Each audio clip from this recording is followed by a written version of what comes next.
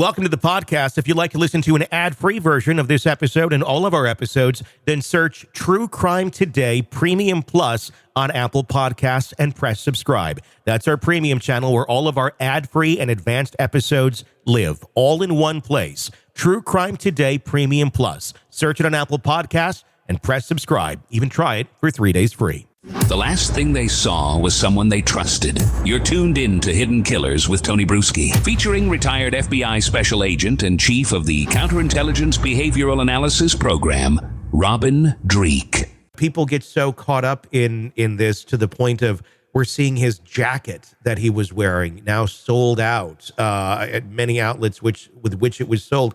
We're seeing people making T-shirts and things online and selling them. I mean, Amazon has shut down several stores now where people were creating their own merch for this, celebrating what this guy was representing. That's more than just the, well, I kind of get it. And you walk away going, well, that's horrible, but I kind of like, I'm going to get merch for this. That's like another level of celebrating this where you're like going to wear the same stuff he was wearing in solitude with him.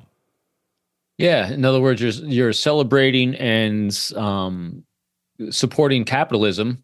Yeah. by someone who's actually anti-capitalistic. And here's what I think the media did a really poor job as well on this case, which allowed people to kind of celebrate, because even the way we're talking about it, he was anti-establishment. He's going after, this figurehead of this company, and that's what he was doing. Well, let's look at his behavior for a second. I don't think that's what he did at all. How so? So again, Robinson conjecture from the data points we have. So he leaves handwritten, or he etched things on casings. Yeah.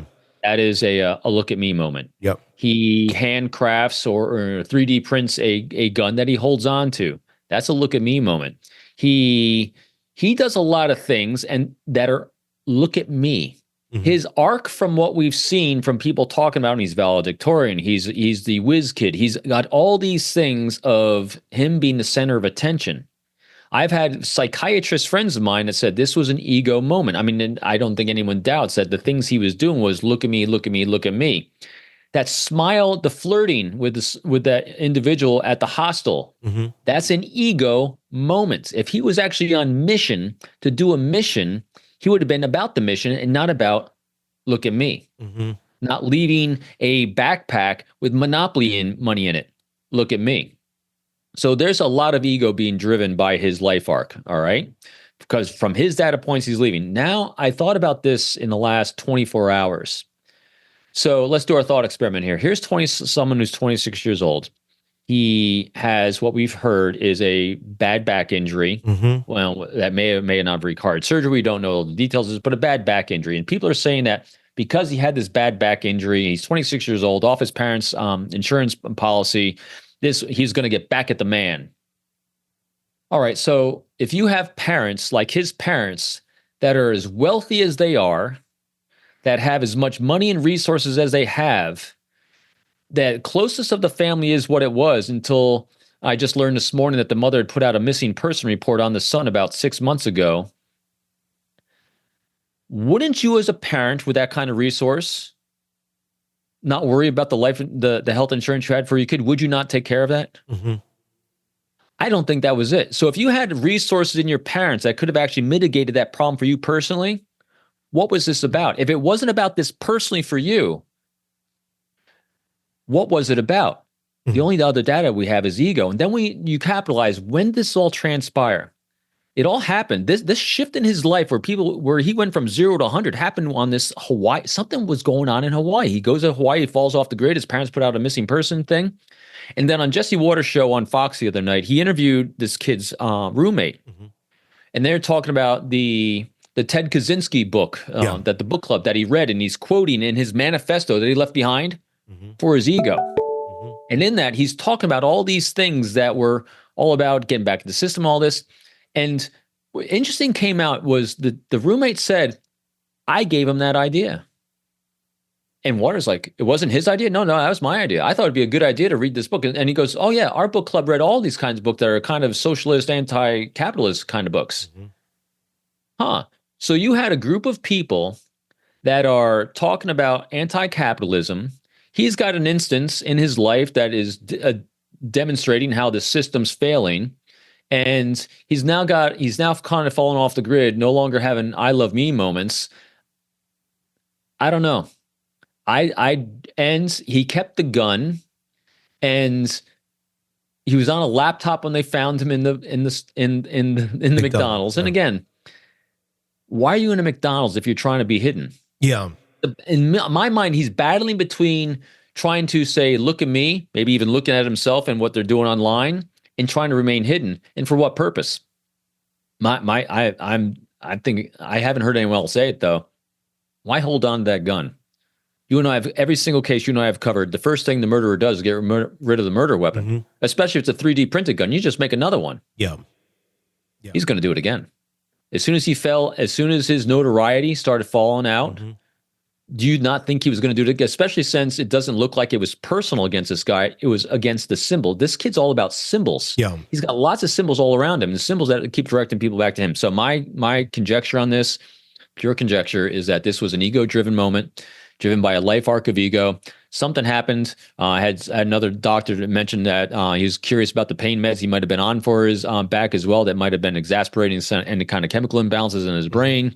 He had a bunch of people that are not necessarily anarchists, but are book study guys that are talking about all these things that are anti-capitalism. I don't know. That's what I'm seeing on this. I'm wondering, if this is a young guy, again, like you were saying, he just, he's a graduate student, but very much, I don't think lived much of life in the world or experienced what it's like to be an adult. Especially if you're on your parents' insurance, like right up until now, you haven't experienced much of life.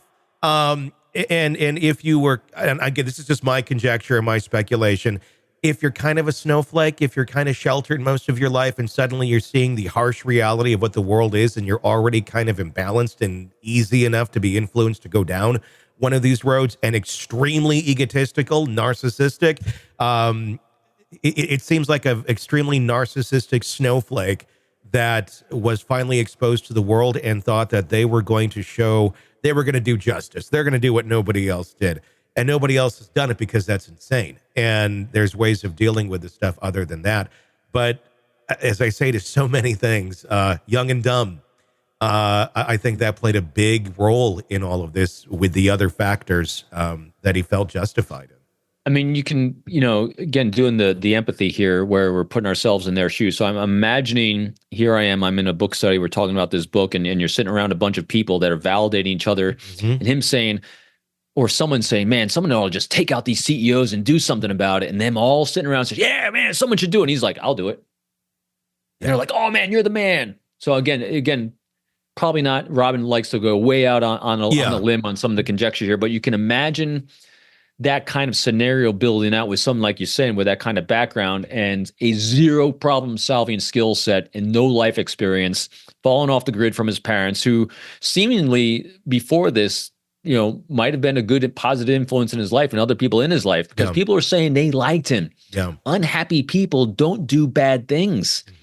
And he didn't seem unhappy until he went to Hawaii. Yeah. Something happened in that time frame. So that's where, as investigators, I'm going to be zeroing in. I'm going to be establishing that baseline and arc in his life and see where we went sideways. How concerned are you about copycats with something like this? Yeah. There's shootings all the time. And, yes, we do have copycat things, but it's rare to see, just like I said, a good chunk of the general public being rah-rah about this, looking at the guy as Robin Hood. I'm honestly surprised we haven't seen more of this sort of stuff going on, but sometimes when the floodgates open, they open. And I'm wondering if this is beginning, to open up that floodgate of pitchfork-wielding people that are going to try and take matters into their own hands, since the system has failed them. I am concerned on copycats on this one. A mitigator of that would be how the press is covering it. They need to not celebrate him. And people that are celebrating him and idolizing him need to be shut down and not propagated through social media.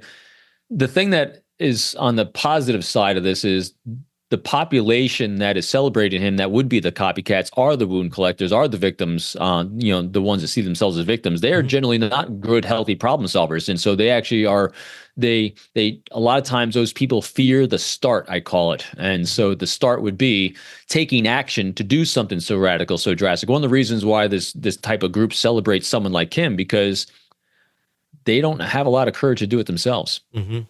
And so we have the threat of the copycat because of the celebrity notoriety he's getting, but the types of people that would do it generally are afraid of doing that kind of action. So I'm hopeful, but as long as the media keeps from celebrating him and highlighting these people that are celebrating him, I'm hoping that part of it will stamp down and people come out and say, listen, this was horrendous, and portray, because remember, look where all the attention is. You and I talk about this all the time too. It's all on the criminal. Yeah. Let's talk about the victim. Let's talk about his family. Let's talk about, the lives that have been destroyed by him. I've heard this guy's a self-made guy. He did a lot of good things in his community. He was a great person. Yeah. No one's talking about him. Barely at all like this. They're all talking about this idiot that murdered someone. So let's shift from the perpetrator of heinous things, and let's get on to the victim, the family, and all the other people that are impacted by this. So that, I think, will also help the copycats from not arising. Welcome to the podcast. If you'd like to listen to an ad-free version of this episode and all of our episodes, then search True Crime Today Premium Plus on Apple Podcasts and press subscribe. That's our premium channel where all of our ad-free and advanced episodes live, all in one place. True Crime Today Premium Plus. Search it on Apple Podcasts and press subscribe. Even try it for 3 days free. Let's be honest.